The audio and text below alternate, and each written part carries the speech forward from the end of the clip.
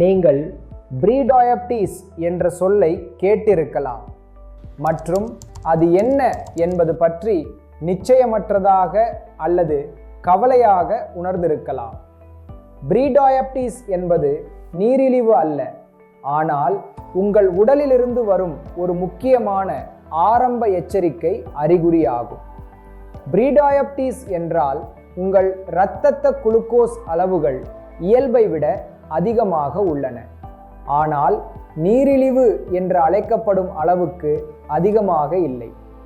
பொதுவாக நோன்பு இரத்த சர்க்கரை அளவு 100 முதல் 125 மில்லிகிராம் பர் டெசிலிட்டர் இருக்கும்போது அல்லது HbA1c அளவு 5.7% முதல் 6.4% வரை இருக்கும்போது இது கண்டறியப்படுகிறது. உங்கள் உடல் குளுக்கோஸை திறம்பட பயன்படுத்துவதில் சிரமப்பட ஆரம்பித்துள்ளது என்பதை இது நமக்கு சொல்கிறது. நல்ல செய்தி என்னவென்றால், இந்த கட்டத்தில் மாற்றங்களை செய்து உங்கள் ஆரோக்கியத்தை பாதுகாக்க இன்னும் நேரம் உள்ளது. ஏதேனும் அறிகுறிகள் உள்ளதா? ப்ரீடயாபிட்டிஸ் பொதுவாக கவனிக்கத்தக்க அறிகுறிகளை ஏற்படுத்தாது. பல மக்கள் முற்றிலும் நன்றாக உணர்கிறார்கள் மற்றும் மருத்துவமனை, ஆய்வகம் அல்லது சுகாதார முகாமில் வழக்கமான இரத்த பரிசோதனையின் போது மட்டுமே தங்களுக்கு ப்ரீடயாபிட்டிஸ் இருப்பதை கண்டறிகிறார்கள். இதனால்தான் வழக்கமான பரிசோதனைகள் மிகவும் முக்கியம். ப்ரீடயாபிட்டிஸ் நீரிழிவாக மாறலாமா? எந்த நடவடிக்கையும் எடுக்கப்படாவிட்டால் ப்ரீடயாபிட்டிஸ் மெதுவாக டைப் 2 நீரிழிவாக முன்னேறலாம். இந்தியா மற்றும் பிற நாடுகளின் ஆய்வுகள் ப்ரீடயாபிட்டிஸ் உள்ள சுமார் 30% முதல் 50% மக்களுக்கு 5 ஆண்டுகளுக்குள் டைப் 2 நீரிழிவு உருவாகலாம் என்று காட்டுகின்றன.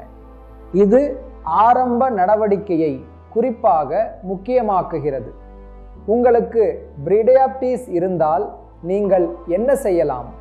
உங்களுக்கு ப்ரீடயாபிட்டிஸ் இருப்பதை அறிவது மதிப்புமிக்க செயல்படும் வாய்ப்பை வழங்குகிறது. நீங்கள் பின்வருவனவற்றின் மூலம் டைப் 2 நீரிழிவு உருவாகும் ஆபத்தை குறைக்கலாம். ஒவ்வொரு நாளும் குறைந்தது 30 நிமிடங்கள் உடல் ரீதியாக சுறுசுறுப்பாக இருத்தல், வீட்டில் சமைத்த உணவை தேர்வு செய்தல், அதிக காய்கறிகள் மற்றும் குறைவான வறுத்த அல்லது இனிப்பு உணவுகள், உங்கள் எடை மற்றும் இடுப்பு சுற்றளவை கட்டுப்பாட்டில் வைத்திருத்தல், ஆரோக்கியமான இடுப்பு அளவு ஆண்களுக்கு 90 சென்டிமீட்டருக்கு கீழும் பெண்களுக்கு 80 சென்டிமீட்டருக்கு கீழும் உள்ளது. ப்ரீடயாபிட்டிஸ் முடிவு அல்ல, இது கட்டுப்பாட்டை எடுப்பதற்கான வாய்ப்பாகும்.